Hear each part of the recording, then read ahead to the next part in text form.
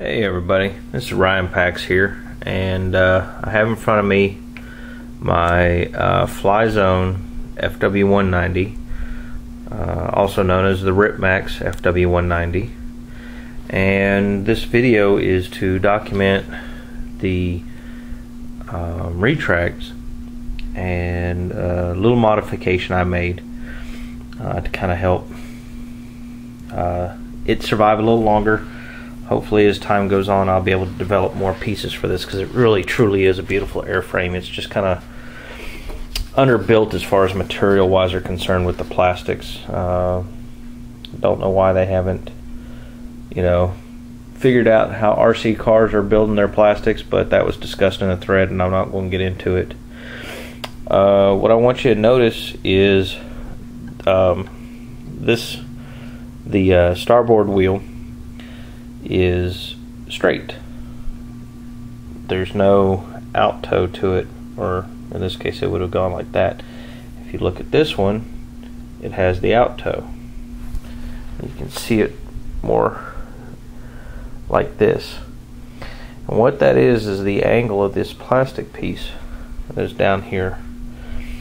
And what I've done is I had to make one aluminum one already, and it's already on there. And what I'm going to do is, this one hasn't broken yet, but I'm going to go ahead and take this off, and we are going to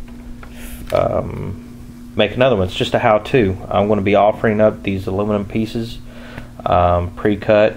All you gotta do is fold it around the strut, drill a hole or two, and you'll be back in business. And I'm going to show you how to do that. That way when you get it, you know what's going on. So when I come back, we'll start into the plane and we'll go from there. Alright, I'm back, and we're going to just start off with taking the I guess it's a coupler, because it keeps the strut in place, the part that moves up and down, and it keeps it from falling out. So I guess it's kind of coupling the thing together. But anyway, that's neither here nor there. What we want to do is we want to remove these two screws here. Just a small Phillips head screwdriver will do it. If you're gentle, you won't even chip the paint off. I've had mine off about 3 or 4 times tinkering with it, so my paint is slowly chipping away out of the center, but really no big deal. Another thing to note, when you put these back on, don't put them on too tight, because it warps the cover, and it doesn't sit all the way in. It actually flares out, and it'll end up pushing your wheels out, creating drag. So just a little tech tip there for you if you didn't already know. Okay, so we have like this scissor arm here. We have the coupler. So in order to get that off, all we gotta do is remove this screw here. No big deal. We're going to go ahead and remove the nut as well as soon as I find a pair of pliers.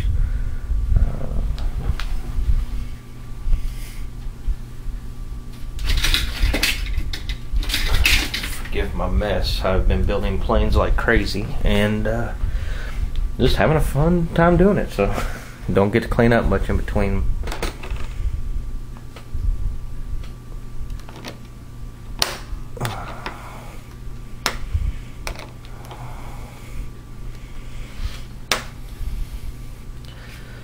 I need another set of pliers to hold this other side. I bet you that's what it's doing. It's spinning. I do better.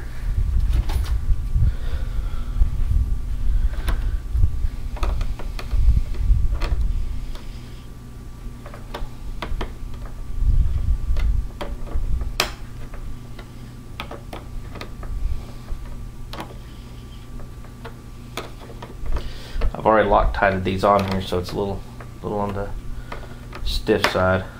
There we go. Set this nut down so I don't lose it. I just set them in. There's like a little built-in tray in the wheel pant, or the wheel cover, and I just kind of set any loose nuts or anything in that, just to be on the safe side. Just a little bit of wiggling, and the wheel comes right out. Alright, so now we're down to just the scissor, and the coupler has an outward toe angle to it. I'm sure that's intentional, but it creates, and I don't know, man. I'm pretty sure it's intentional. I would think that this plane, it has a tendency to just keep rolling on landing if you're landing on pavement like I do. And I imagine that toe out causes drag when landing, but I don't like it. I just try to land slower. Sometimes you hit, sometimes you miss. I just try and hold it straight. And you can't do this mod to just one wheel, because then one's going to be out of toe like this one is, and you're really going to start turning left. So I don't take the screw out all the way. I just leave a little bit in there. That way I don't have to worry about losing the screw. It's in there. The strut slides right out. Now if you flip the plane over, there's a spring in there, and it's going to fall out. So keep it inverted and it'll stay put. And this little piece is the problem that I've been having trouble with. You can see that the strut is bent backwards, and that's to allow the wheel to have that 90-degree touching the ground, but still have the struts about 85 degrees. So we're going to slide this little piece off, and this is what it should look like if it was built out of good quality plastic. Really think RC car material would have been a lot better. I got struts on an FW or F4F that just you can't break. I don't care how hard you hit it, you can't break it. You're gonna break something else. But anyway, that's what it should look like if it stayed intact. This is what mine looked like after 4 flights. So as you can see, it's split in half. It's all chewed up. A lot of it was me probably torquing on it, trying to get the nut to stay on, because the wheel kept loosening up on landings. Every 2 landings I'd lose a nut. So anyway, that's that.